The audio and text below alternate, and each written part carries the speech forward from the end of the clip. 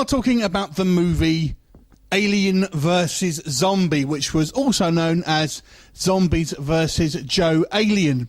Now, this one is an odd film in the fact that when you look at this title, it kind of seems like it's coming out quite close to the kind of the new Alien Covenant movie, and think, oh, okay, that's just going to be a mockbuster.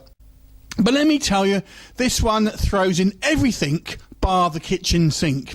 So this is directed by Rocco Niver or something like that, anyway. And apologies if you watch this. And it's a surprisingly complex plot. So let me break it down for you without giving any spoilers. So basically, we have this alien that visits Earth, and this alien is pretty much just looks like a human. And he's basically coming into kind of almost like a teenage alien just on holiday to explore Earth because he's a fan and he's been watching it from far, basically. However, he happens to come in when there's a massive zombie apocalypse, and obviously not quite what he imagined. And he kind of teams up with a small group of human survivors to try and stop this menace. And how does he do that? He actually time travels. This has got everything in it. Zombies, aliens, time travel, even a little bit of body swapping. So if you're a kind of a genre fan, and pretty much it's ticking off every little box for you right there. So I have to really say the first positive of this one is the ambitiousness of this plot, because it is a sprawling plot and not what I was expecting. I was more or less just expecting a kind of a straight run from point A to point B or something like that. There's actually very little Alien versus Zombies, if I'm honest. So if that's what you're kind of hoping for, then you may be disappointed, because there's not really even an action film. There's a couple of action sequences in there, but it's more of a kind of unravelling the mystery type thing. So this has a lot more plot than you're probably expecting, but a bit less action. So that's the first thing. So the plot is quite good for a very low budget B movie film. So hats off to the filmmakers, the writers, for coming up with an ambitious plot for the budget, and hats off to the director for kind of like carrying it out with such a low budget. That was quite fun. There's also some quite fun characters here. Joe Alien basically is our kind of central character, as he's kind of named by this kind of little girl called Parker.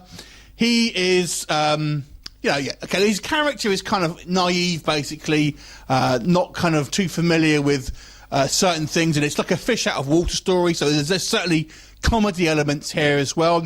And yeah, it's kind of funny in places, and there's actually lots of pop culture references, a surprising amount of pop culture references to do with DC's The Flash. They really harp on about that show a lot, which I found quite weird. Anyway, so that was all quite fun. So it's like I said, it's kind of a fun, ambitious film, but obviously it's a very low budget film. This is where we kind of start to kind of talk about some of the negatives. So the negatives here, it really does scrape the bottom of the barrel in regards to effects. So first of all, the alien, he comes down to kind of the CGI ship and all that, which looks okay. But he looks like a regular human with regular human clothes with an American accent. Here's where I found out that it comes from Canada. But anyway, we Brits can't tell anyway. So yeah, don't be expecting any fantastic alien effects here, because there simply isn't any. And the zombie effects aren't much better either. It's more or less people with kind of a bit of blood in their face and ripped clothes and stuff like that. So an effects extravaganza, this movie is not. So there you go. And the acting, although some of the characters are quite fun, the acting is, on the shaggy side, and it's kind of played for laughs type. It's kind of, people are hamming it up somewhat. So you can kind of get away with maybe saying it's a spoof, but the acting is kind of cheesy as well. So it's kind of what you probably that's what you'd expect from a very low budget looking film. But I just say I think it's elevated somewhat by the plot. I wouldn't let the kind of title fool you, or the kind of the cover here, because it's not simply that kind of mockbuster. I actually think it actually probably deserves a little bit more than that. So I'm going to give this film a 6 out of 10. Have you seen it? What did you think of it? Leave a comment, and I'll look forward to seeing you next time. Bye for now.